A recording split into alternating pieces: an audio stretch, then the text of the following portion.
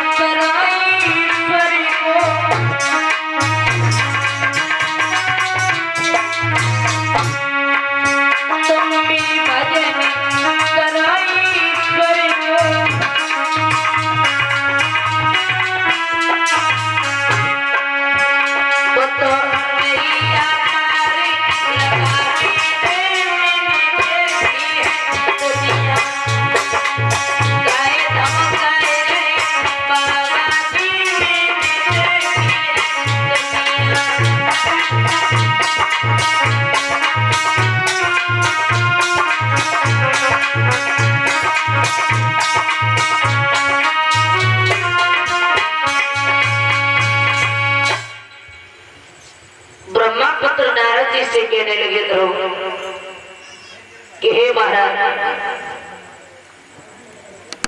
आप मुझे डरपा रहे हो, लेकिन याद रखना मैं अपने पिता को प्राप्त करके ही रहूंगा। अरे अपने भगवान को प्राप्त करना है।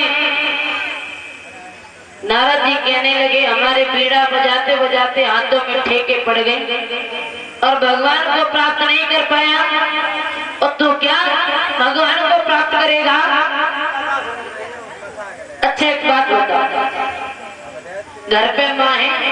हाँ। कितनी बार भोजन खिलाती है? बोली थोड़ा थोड़ा करके 4-5 बार भोजन खिला देती है। अच्छा तो तुम वन में जा रहे हो तो वहां नहीं मिलेगी? तो ध्रुव कहने लगे, नारद जी जब दांत नहीं थे तो माँ के स्तनों में दूध आया, और जब दांत हो गए तो वो खाने की व्यवस्था कर देगा। नारद जी ने कहा कि तो तू पहली सिद्धि में पास हो गया। ध्रुव अगर तू आगे को बढ़ेगा तो आगे शेर है। ध्रुव कहने लगे, बाबा जी मेरी माँ ने ये कहा है कि शेर में भी भगवान होते हैं। नारद जी बोले, ध्रुव तू दूसरी सिद्धि में भी पास हो गया। अच्छा ये बता, गुरु कर लिए? अब ध्रुव को ये पता नहीं था कि गुरु होता क्या है। महाराज गोवनीयता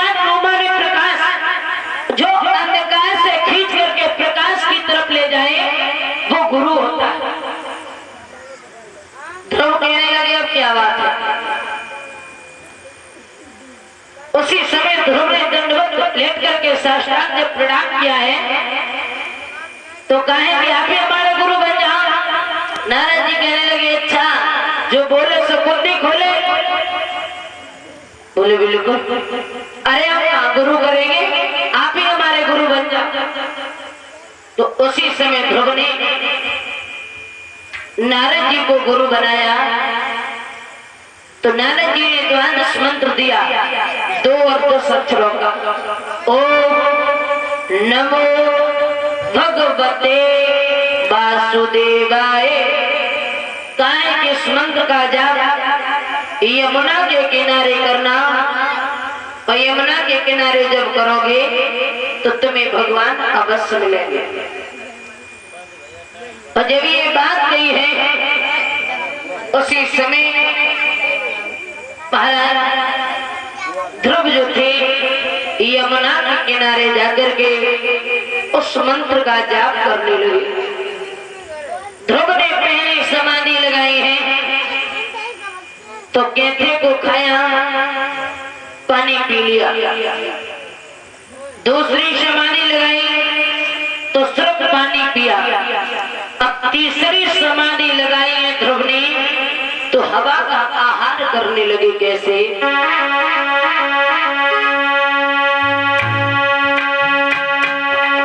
कि जब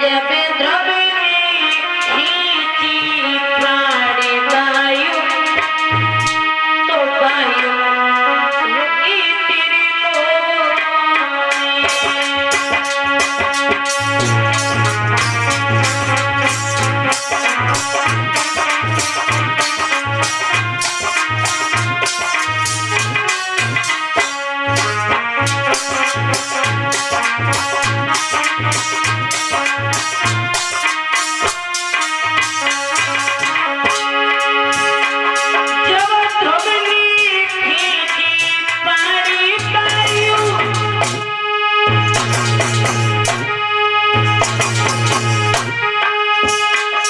तो वायु रुकी त्रिलोक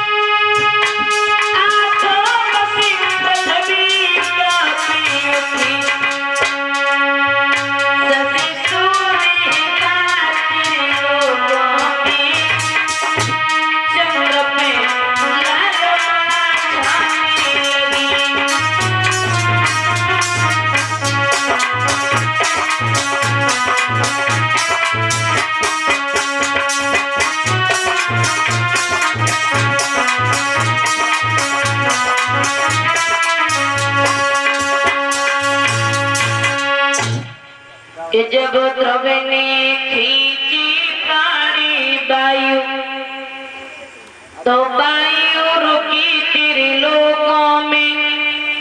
ब्रह्मांड हिला कोहरानी मचा, दम घुटने लगी प्राणियों में। जीवों की आंखें पथराई, एड़ियां रगड़े झटपटाई उठे, हिल उठा इंद्र का सिंहासन, जलों का सभी दिल मिलाई उठे। और 14 लोग 49 पवन, 8 बस पृथ्वी कांपी उठी, शशि सूर्य हिला त्रिलोकों में, चंद्र पे लालिमा छाने लगी। और जैसे ही ध्रुव ने समाधि को लगाया तो इंद्र का सिंहासन हिलने लगा। इंद्र ने अप्सराओं को भेजा, गाय के जाओ, जो भी भगवान की आराधना कर रहा हो, तपस्या कर रहा हो, जाओ उसकी तपस्या को भंग कर गया। और जब ये शब्द गए हैं तो अप्सराएं वहां से चली, क्योंकि इंद्र को बड़ी चिंता रहती थी कि कोई तपस्या करके मेरा इंद्रासन न ले ले, तो इसलिए उसने अप्सराओं को भेजा। और जब अप्सराएं वहां पर गई है तो देखा तो कहने लगी, बहन अरे ये तो छोटा सा बालक है और इसकी समाधि को तोड़ना तो मेरे बाएं हाथ का काम है। और जैसे ही ध्रुव को देखा तो अप्सराएं बातें करने लगी, बहन मेरी बात सुनो, क्या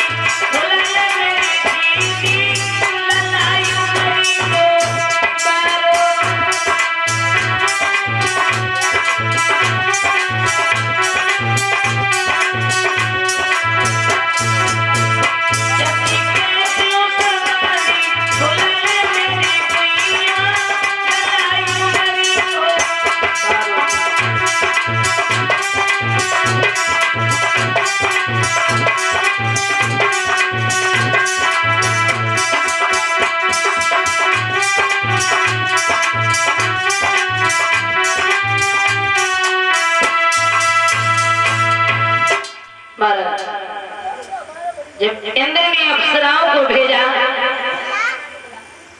अप्सराओं ने अपनी पूरी ताकत को लगा लिया, लेकिन जब ध्रुव की समाधि को